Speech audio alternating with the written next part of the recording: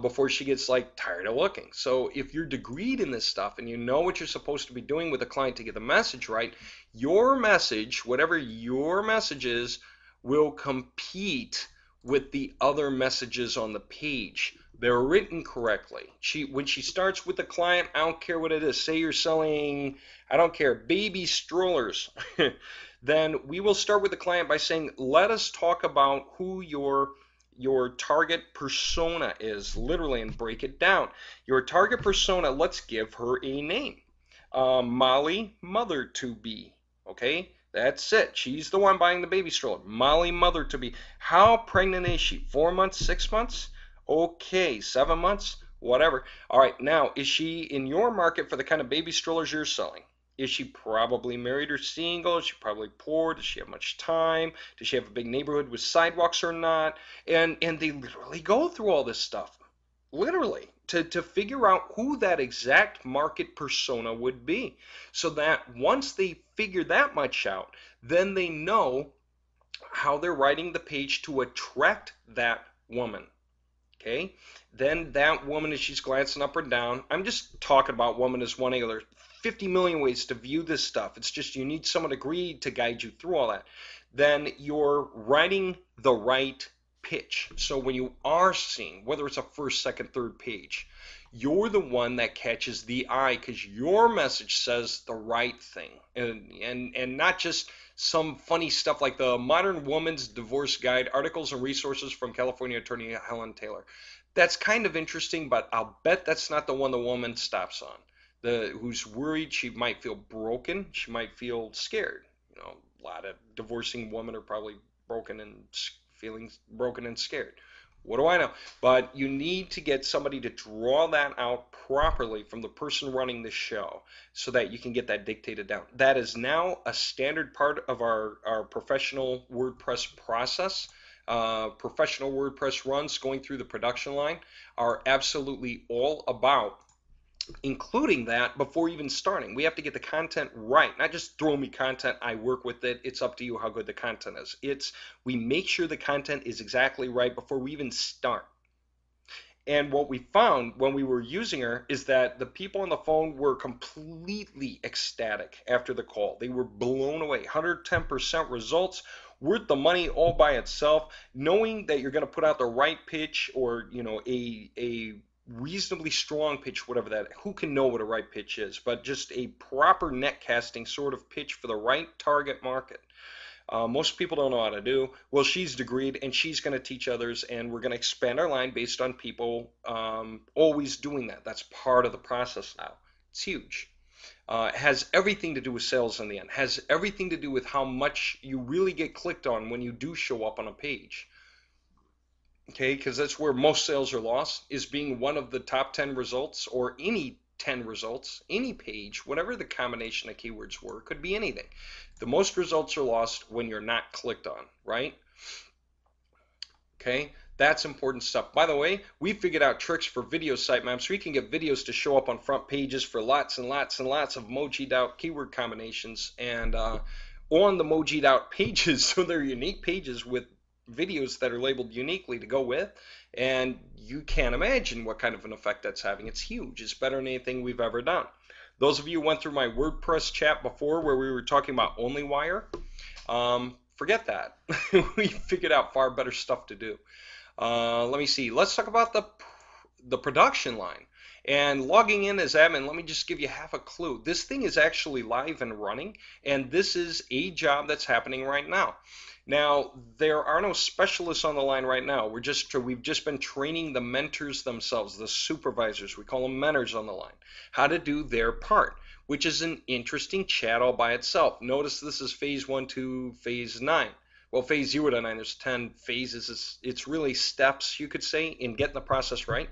It takes these 10 steps to do a Mowg-WordPress run professionally from end to end appropriately. One guy's got to deal with the template and the photoshopping. Another guy's got to deal with the var sheet. Somebody else has to do the keyword research. Somebody has to do this. Somebody has to do that, including the content development that comes at the beginning. All that stuff has to be done. Now, no one person. In the old days, we did all this stuff on our own. And we were good at the parts we were good at. We were lousy at the other parts we were lousy at. If you're not good at photoshopping, you can't get the results right. If you're not good at var sheets because you're just bad at English, you're not going to get that right. If you've been editing and proofreading and documents for journalists for years, which, as a matter of fact, Lynn, I think it's phase 4 is the var sheet development. She whipped out a var sheet, a large one, fast, and it was exactly right. We could only think of like one more synonym to add that would fit. She was just good. And why? Because she was qualified for that position. She came in and she did a run. We saw the quality and she just gave us a note about her. And we have a form for people to fill out where they can add information like that. Whether they're good at Photoshop, whether they're good at English, whether they've done anything in their background that relates to any one of the particular phases, so that they can become an expert in their phase. And so they work inside their phase, and they are supervised by someone who's already been there, done that for a long time.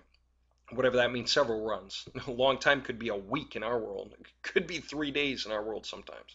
But whatever the case is, this is cool. So how this breaks down is there's a supervisor for every step except the beginning and the end. They just don't require supervisors. They're called mentors. And the mentors can probably handle 3 to 5 people apiece. They're doing the jobs themselves right now. By the way, if you've been glancing over all this stuff, you probably see work is like insane and all this kind of thing. Don't worry about it. We just told people this, we're not worried about this yet because we're not judging you on how fast you can get your steps done this early in the game. The guy whose run this is based on has been all about understanding that this is not about him. Or that this isn't about rushing. He's just lucky enough to be one of the earliest guys in through the system. But anyway, here's the point. So forget about the work. The point is this is correct. Okay. Now it's taken us like a week, but most of that has been based on teaching the people at each phase how to fill out their tasks. There are a lot of tasks to fill out and how to mark them off, how to hit the right buttons to transfer the files. And by the way, we've been upgrading that process. So we've gotten new things done. How to log little issues and stuff like that so that we can see any issues associated with the project so that we're always aware of it. So when a worker does the work, a specialist, then they pass it up to the mentor for review. Now, when the worker passes the work up to the mentor, they might note an issue and say, hey, I think I got it all right, but what do you think about paragraph 3? Or what do you think about column, B, C, D, or whatever it is, and so on. And that way the supervisor can double check and see what's going on. Here are documents associated with the task. So whenever the tasks are done, then they hit the button and it moves all the files to the next place where it needs to go. In some cases, work can be done at the same time. So we have, and I forget the order, but like phase 2 sends some work to 4, some work to 5, and some work to 7, all at the same time. But 7 still needs to wait for something from phase 3, or 5, or 6, or whatever it is, or 3. You see, but we figured it out. We figured out how to make it efficient and how to get this work happening right so that after this, runs are going to take, who knows, like a day or two from the time we get the content done and it just hits the block. We have a project manager, oversees the whole thing, knows where everything is all the time so that it can be tracked, so it can be accounted for.